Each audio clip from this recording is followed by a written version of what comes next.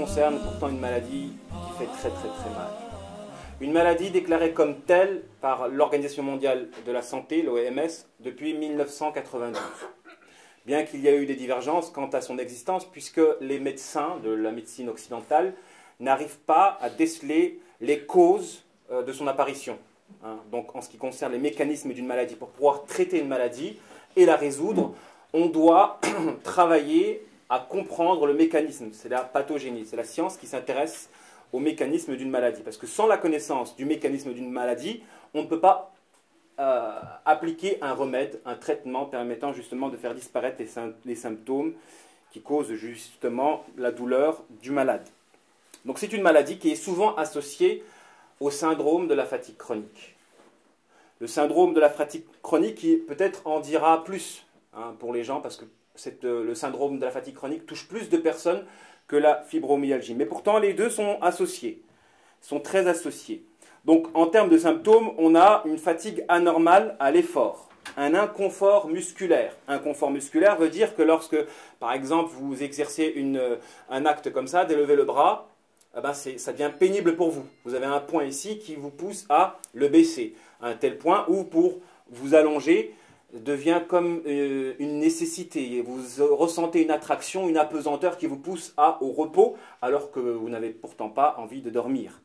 Donc c'est gênant, c'est énormément gênant, et ça peut handicaper, pousser des personnes à ne plus avoir la capacité de travailler, de faire des efforts, de monter des escaliers, des pentes.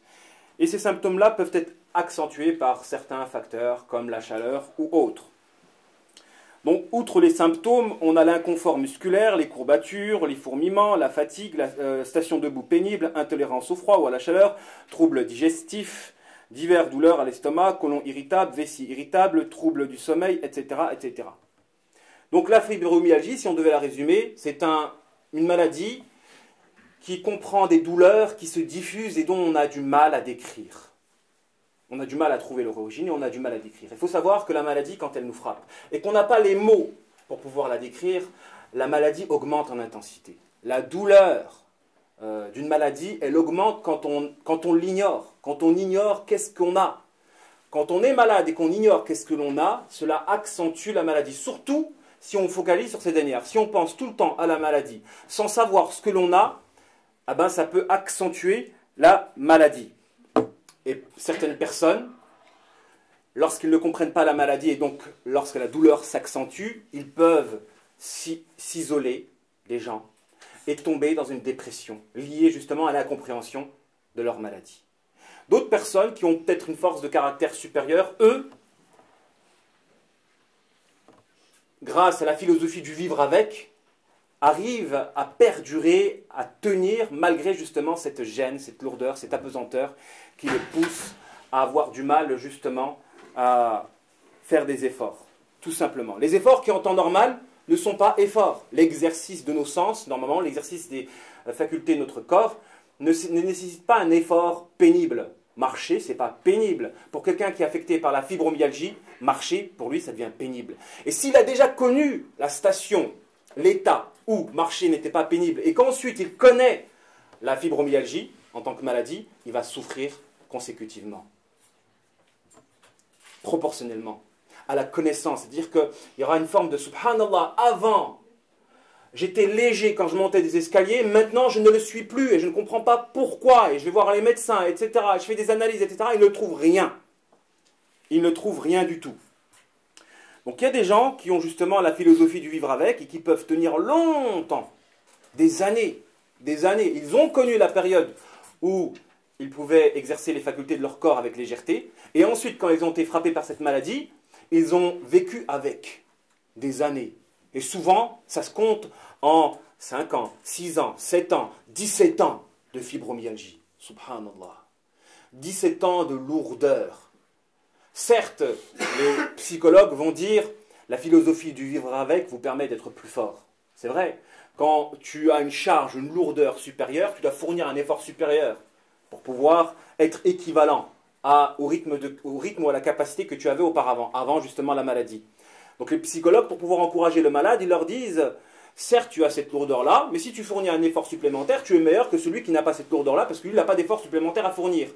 Mais on ne peut jouir de cet effort supplémentaire que lorsque l'on sera justement libéré de cette lourdeur-là. En fait, notre supériorité sur ceux qui ne sont pas affectés par cette maladie-là ne sera mesurable que lorsque on sera libéré par cette lourdeur, cette apesanteur.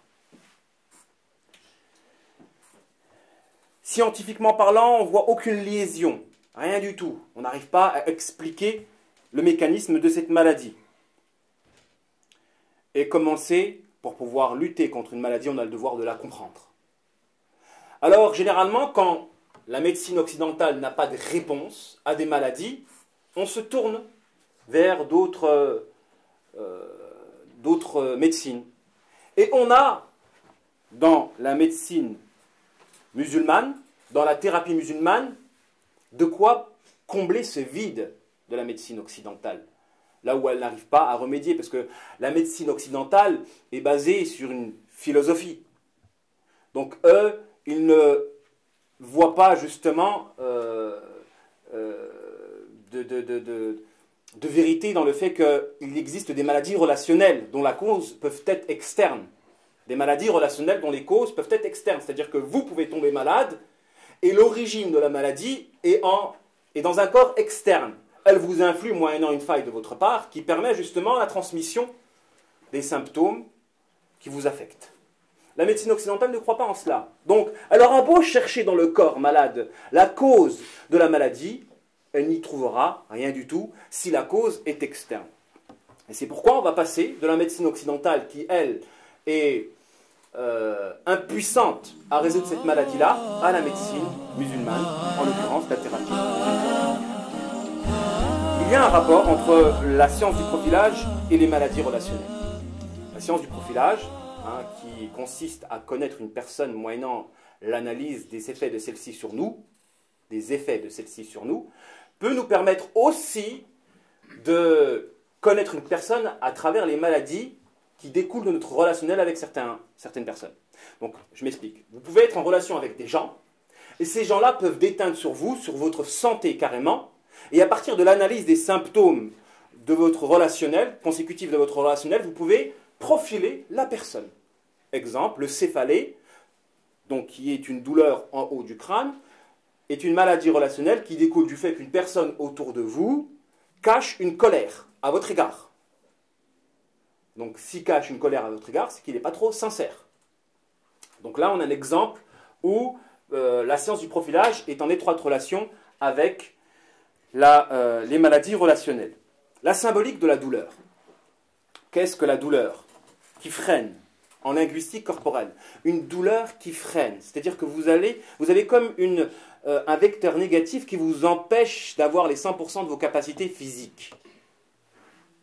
Donc, vous voulez avancer avec légèreté, mais vous ne pouvez pas, à cause d'un vecteur négatif qui vous pousse derrière et qui vous demande de fournir un effort supplémentaire pour faire ce que, en temps normal, vous pouvez faire avec légèreté.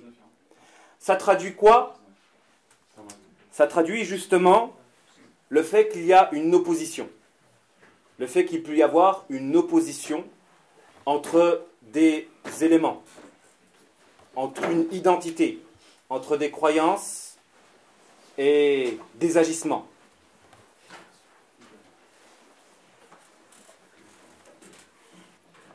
Donc si on analyse le symptôme de la fibromyalgie, on verrait qu'en réalité, elle découle d'une opposition.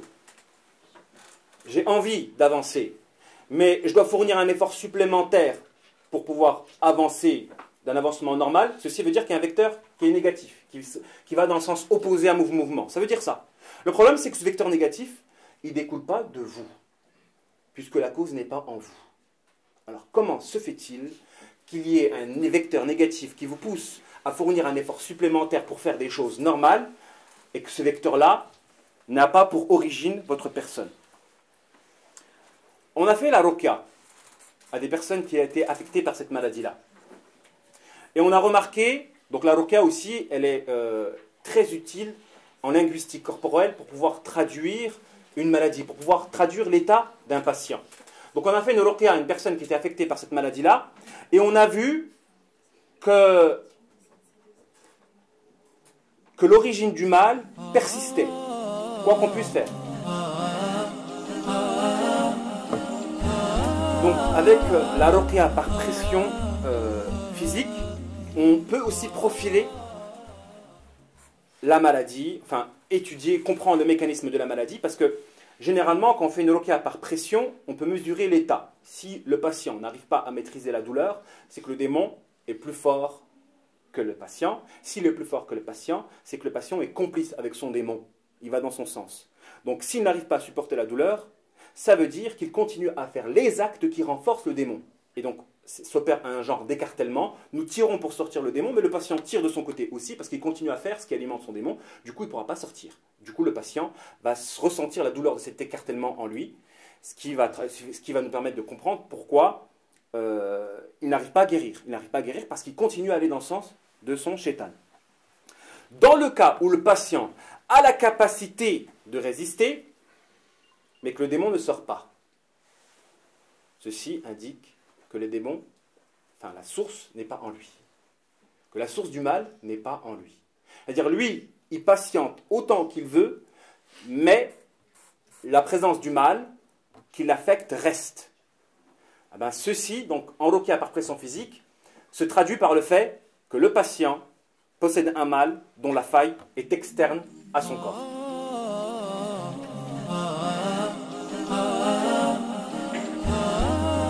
Alors, qu'est-ce que la thérapie musulmane veut dire? Qu'est-ce que la thérapie musulmane peut dire?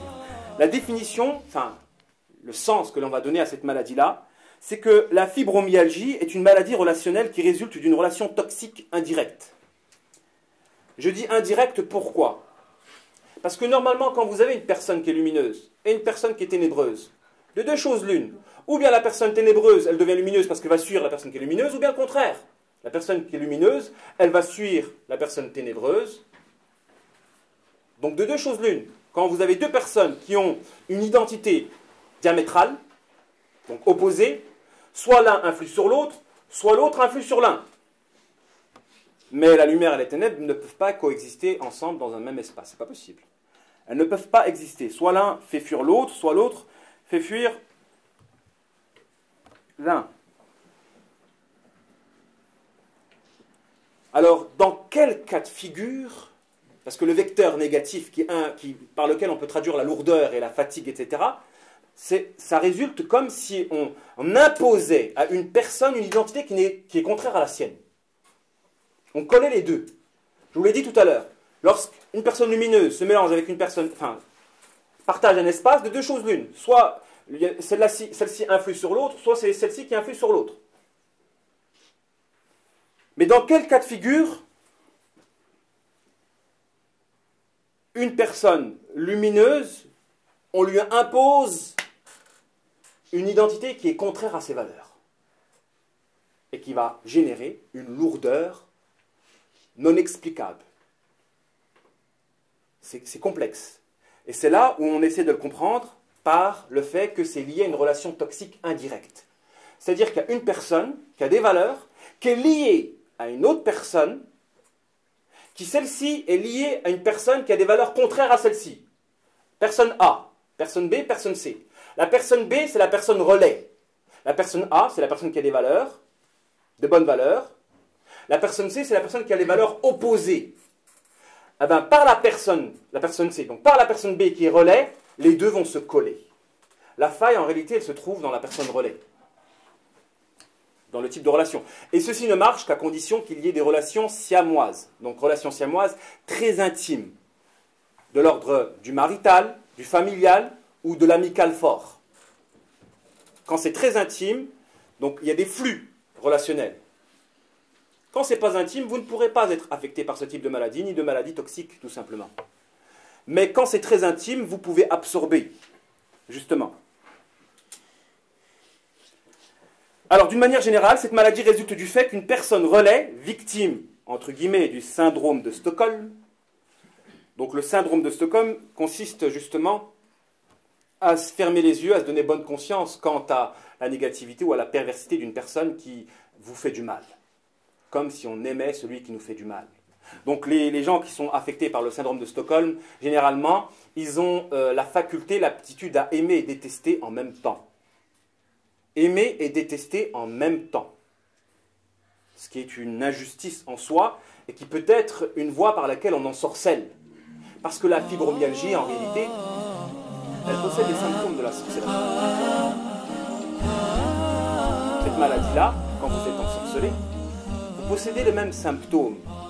Vous pouvez posséder justement les mêmes symptômes. Et donc, on peut dire de cette maladie-là qu'elle ressemble à une forme de sorcellerie inconsciente, indirecte, dans le sens où la personne relaie, par son amour et sa haine synthétisée, permet à une personne négative, l'identité d'une personne négative, de se calquer à la vôtre, de telle sorte que vous allez subir les vecteurs négatifs, l'imposition d'une négativité qui est étrangère à votre identité. Alors, si la personne A, qui est lumineuse, elle aurait des failles dans son comportement, permettant justement une association entre les deux identités, il n'y aurait pas de fibromyalgie. La fibromyalgie, elle apparaît uniquement quand A et C sont diamétraux dans leur identité. Le B, c'est le relais, mais quand A et C sont diamétraux dans leur identité, et que par le B, donc la relation toxique, les deux se collent, il va avoir justement cette lourdeur, que vous pouvez tous connaître temporairement dans votre vie. Mais ça devient plus délicat quand celle-ci dure très très très longtemps. Donc généralement, on reconnaît les personnes relais au fait qu'elles peuvent produire des sentiments diamétraux à l'endroit d'autres personnes. Et du fait de sa relation siamoise avec vous, elle peut permettre justement, elle devient un excellent conducteur de la négativité, de l'élément mauvais sur l'élément bon. Et ça peut pourrir justement une vie. Donc les conditions à réaliser, à vérifier pour que la maladie puisse avoir lieu, c'est une relation siamoise de type familial, marital, amical, avec une personne productrice de sentiments diamétraux. Donc quand celle-ci est liée avec des gens qui possèdent une identité diamétrale à la vôtre, et vous êtes lié à cette personne-là, il peut avoir justement ce mécanisme-là qui peut générer en vous la fibromyalgie. Alors la faille, elle se trouve avant tout dans la personne relais. La personne relais possède ainsi la faille de couvrir le mal. Soit elle couvre le mal, soit elle oublie le mal, c'est-à-dire qu'elle voit que c'est mal, mais 2-3 jours après, elle l'oublie, sans qu'il n'y ait réparation du mal. Et ça, ce sont des caractéristiques que beaucoup de familles vérifient. Le lien du sang passe avant, qala Allah, qala Rasoul. Le lien du sang passe avant le halal et le haram. On accorde au lien du sang une priorité, une suprématie, une supériorité à la volonté divine, à la religion musulmane. Et je vous signale que pour faire un acte de sorcellerie, le démon demande au sorcier de faire un acte de kufr par lequel on élève une idole ou une chose sur la parole d'Allah subhanahu wa ta'ala. Donc il y a, comme je vous l'ai dit, une forme de sorcellerie indirecte dans le sens où la personne relais possède une faille qui permet justement le fait que la négativité soit conduite vers la personne qui est bien. Et donc si la personne qui est bien n'a pas la piété susceptible de lui permettre de résister à cette lourdeur-là, elle va succomber. Et vous avez ici une explication du pourquoi certaines mères de famille, par leur bienveillance et leur souci entre guillemets mal placés, arrivent à pervertir tous leurs enfants. Comment est-ce possible qu'une mère qui par sa bonté, le fait qu'elle aime ses enfants, elle les pervertisse? Donc elle les aime, et donc ça peut détruire des enfants, de se sentir aimé par une mère, mais des conséquences de cet amour-là, ils en souffrent, d'être bloqués à l'endroit du mariage ou autre, etc., etc. Parce qu'il y a production de sentiments diamétraux. Et par l'intermédiaire de ces personnes-là, ou par la bienveillance, la perversion peut être véhiculée de ceux qui sont non pratiquants vers ceux qui sont pratiquants. De telle sorte qu'il y a comme une mise en quarantaine de ceux qui sont pratiquants par ceux qui ne pratiquent pas. La personne relais, elle s'équilibre grâce à ceux qui pratiquent. Et il peut avoir comme une forme d'alliance. Donc ceux qui pratiquent, ils peuvent être absorbés négativement par la pression des autres éléments de la famille qui, eux, peuvent être porteurs justement de négativité, donc en accomplissant des péchés, etc. Et cette négativité-là peut rejoindre ces gens-là, et ils peuvent se sentir être mis en quarantaine par l'intermédiaire du relais qui peut être la mère. Qui peut être la mère.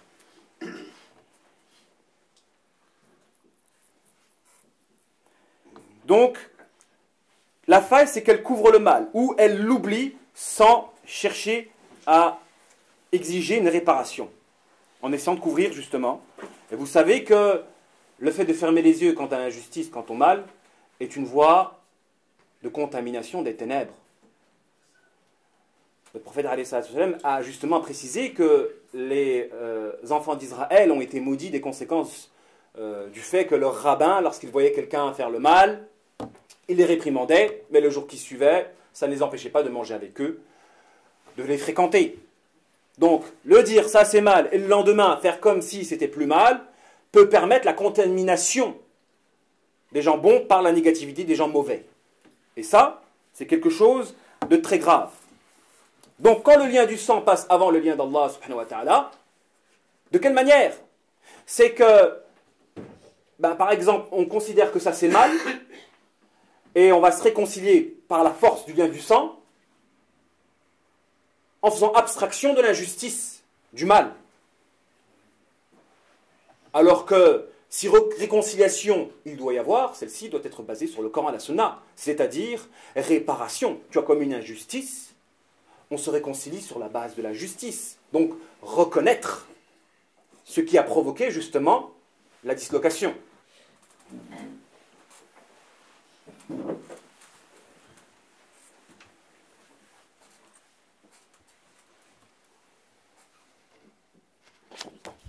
Et c'est pourquoi, et le dalil, vous l'avez justement dans la parole d'Allah subhanahu wa ta'ala, lorsque Nuh alayhi salam a demandé à Allah subhanahu wa ta'ala à l'endroit de son fils, et qu'Allah subhanahu wa ta'ala a répondu, قال يا نوح إنه ليس من أهلك. Oh Noé, il ne fait pas partie de ta famille. إنه عمل غير صالح. Parce qu'il a accompli justement un acte infâme. Regardez, Allah subhanahu wa ta'ala associe le lien familial à la pratique spirituelle, au point où le fils de Noé n'était plus devenu le fils de Noé. Aux yeux d'Allah subhanahu wa ta'ala, des conséquences de ces agissements diamétraux, en opposition avec l'accomplissement de Nuh alayhi salam. Et justement, Allah subhanahu wa ta'ala de continuer à le blâmer. فَلَا تَسْأَلَنَّ مَا لَيْسَ لَكَ بِهِ عِلْمٍ إِنِّي أَعِيدُكَ أَن تَكُونَ مِنَ الْجَاهِلِينَ. Et je te mets en garde de faire partie des ignorants.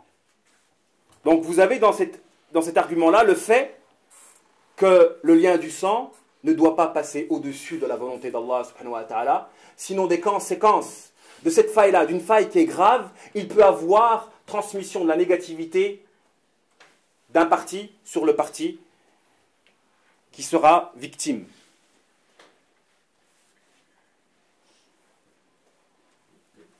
Donc à partir de là, parce que pour pouvoir régler cette maladie-là, on doit la comprendre, donc établir une définition du mécanisme de cette maladie-là. Et pour s'assurer que cette définition est authentique, il faut vérifier avec tous les cas existants si les personnes victimes des symptômes de la fibromyalgie ou du syndrome de la fatigue chronique sont en relation avec une personne relais qui permet justement l'identification de ténèbres d'une autre liaison sur eux. Et si tous les cas rentrent dans cette définition-là, là on pourra dire que la définition que propose la thérapie musulmane est authentique. Et on pourra commencer à mettre en œuvre un traitement qui justement doit être composé de quoi? D'une réforme à l'endroit de l'alliance et du désaveu, et de la production de sentiments diamétraux, particulièrement de la personne relais. Particulièrement de la personne relais.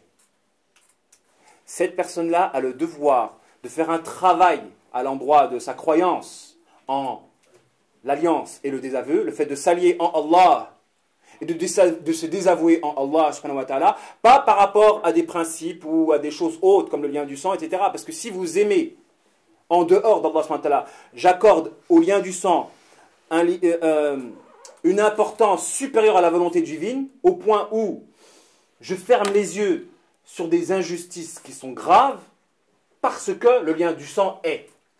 De ces conséquences de cette injustice-là, il y aura transmission de la négativité.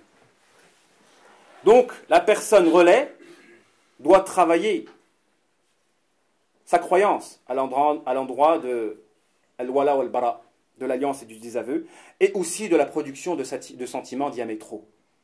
C'est-à-dire que quand une personne produit à l'endroit d'une autre personne des sentiments diamétraux, c'est par ce mécanisme-là qu'est permis, justement, le déplacement des ténèbres vers une autre personne. Donc aimer et détester en même temps. Tu aimes ta famille selon un angle et tu la détestes selon un autre angle. Ça permet à la négativité de rentrer dans cet enfant-là. Et la négativité qu'elle va puiser d'une autre relation. Parce que peut-être la faille ne se trouve pas en acte, ne se trouve pas dans la personne relais. En fait, la personne relais, juste elle conduit. Alors quand vous allez voir la personne relais, elle n'a pas de faille. Elle a un bon comportement, etc. Elle pratique, etc. Elle est croyante. Elle n'a pas de faille. Mais elle est juste conductrice de la négativité par, justement, ce type de faille-là, l'alliance et le désaveu ou la production de sentiments diamétraux. Elle va prendre les ténèbres d'une autre liaison, elle va la coller à une liaison. Et du coup, la personne, donc victime, va subir des lourdeurs dont elle ne trouve en elle-même, dans ses agissements, de cause et d'explication. Donc on doit poser la question à toute personne victime de ces symptômes-là, de la fatigue chronique ou de la fibromyalgie, sont-ils en relation avec une personne relais, donc, qui produit des sentiments diamétraux, donc, qui peut posséder le syndrome de Stockholm, à l'endroit d'une autre relation, et des conséquences de cette autre relation qu'ils entretiennent, ils permettent à la négativité de celle-ci d'être véhiculée jusqu'à l'autre. Si on pose cette question-là, j'avais posé justement ce sujet-là la semaine dernière, donc j'ai réfléchi pendant une semaine pour trouver les réponses. Donc maintenant, reste à savoir si cette définition est correcte. Et donc pour cela, il faudra poser la question à tous ceux qui sont victimes de cette maladie-là pour savoir si celle-ci se vérifie, se reconnaissent. Parce qu'ils pourront chercher longtemps, 5 ans, 6 ans, 10 ans, 15 ans, en eux-mêmes, si les causes de cette maladie se trouvent et dans l'indirect. C'est-à-dire que ce n'est même pas la liaison proche.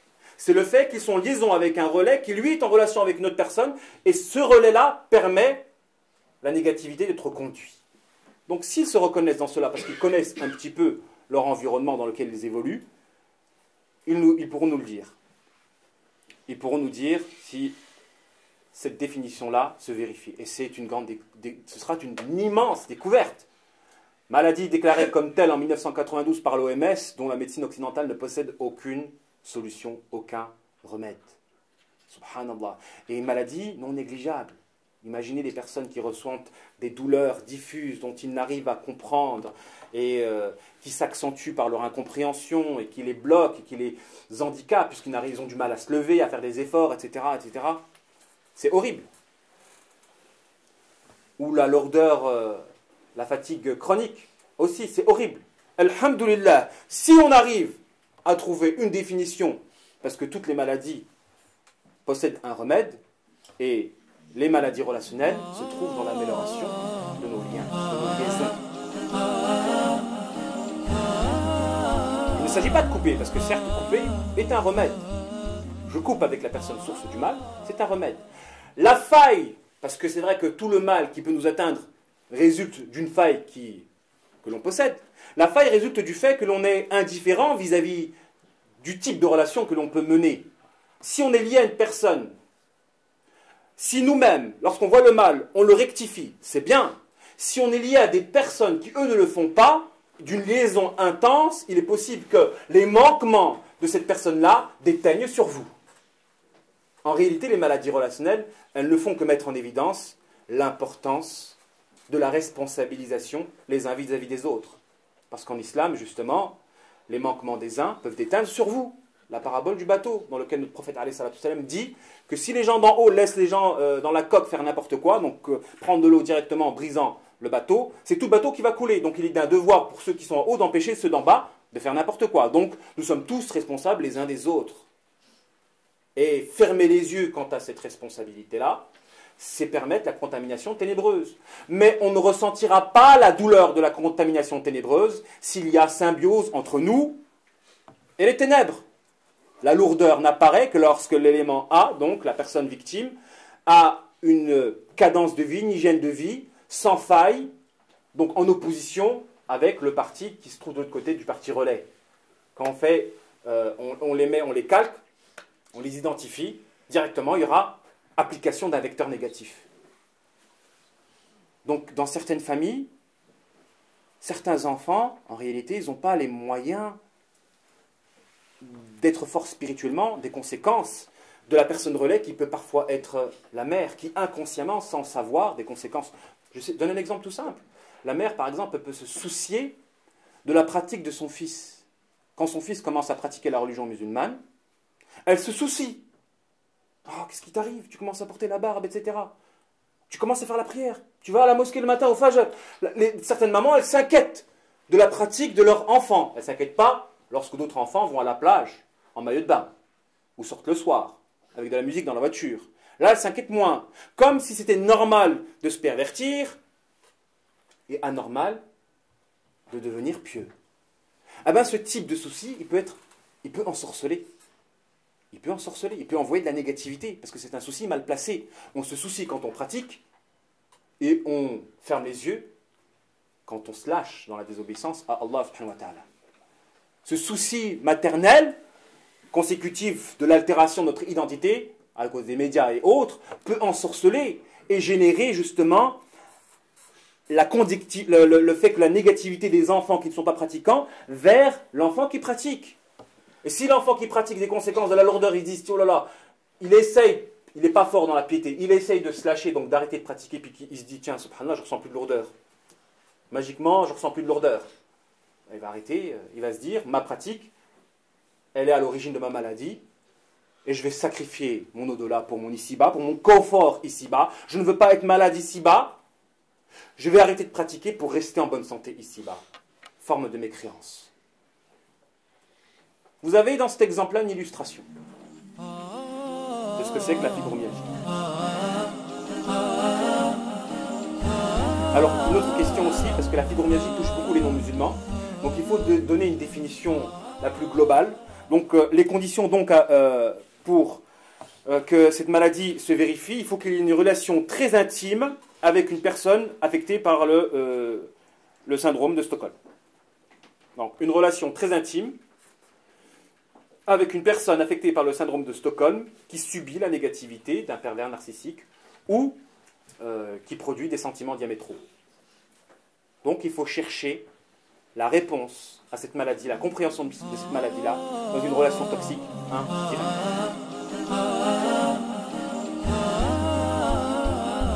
Suite à une... Enfin, c'est lié à tout ce qui est dépression, tout ce qui est maladie, tout ce qui est sihr, tout ce genre de symptômes, en fait, ça se lie beaucoup. Quand ça commence, en fait, on a l'impression d'être... on se réveille un matin avec des douleurs un peu partout, inexpliquées, et on va chez le médecin comme si on avait la grippe, en fait. C'est comme une sorte de grosse grippe. On a mal partout, aux orteils, aux bras, on est fatigué, mais on n'a pas envie de dormir. Et en fait, on va chez le médecin, on nous fait un tas d'analyses, un tas de choses, et on ne trouve pas, c'est inexpliqué, ça continue. Et en fait, d'après ce qu'on m'a expliqué, c'était mental au début. Donc comme je ne faisais pas l'association entre les maladies relationnelles, je ne savais pas du tout ce que c'était. Après, j'ai appris à comprendre que par rapport toutes les fois où je suis venue pour les soins thérapeutiques chez vous, j'ai commencé à comprendre que réellement, en fait, les douleurs étaient réellement liées à des personnes. En fait, c'est, comme dit Mehdi, c'est une personne, en fait, ça peut être une mère, ça peut être dans mon cas, voilà, je ne vais pas le cacher, donc, dans mon cas, c'est ma mère qui ferme les yeux sur des injustices qu'il y a dans la famille. Et en fait, comme c'est que ses enfants, donc elle prend tous ses enfants en cocon et elle ferme la... Enfin, il y a des enfants qui sont pieux. Donc il y a des enfants qui veulent pratiquer, qui pratiquent et qui vivent dans le halal. Et il y en a d'autres qui sont dans un mauvais chemin et qui sont perdus et qui vivent leur vie comme ils l'entendent, sans leur religion. Et en fait, elle a tellement d'amour pour ses enfants que elle ne fait pas la différence. Elle fait la différence, mais en même temps, elle ne fait pas la différence. Elle les aime tous. Donc que l'autre fasse des mauvaises choses, elle va fermer les yeux et donc elle va continuer dans sa lancée.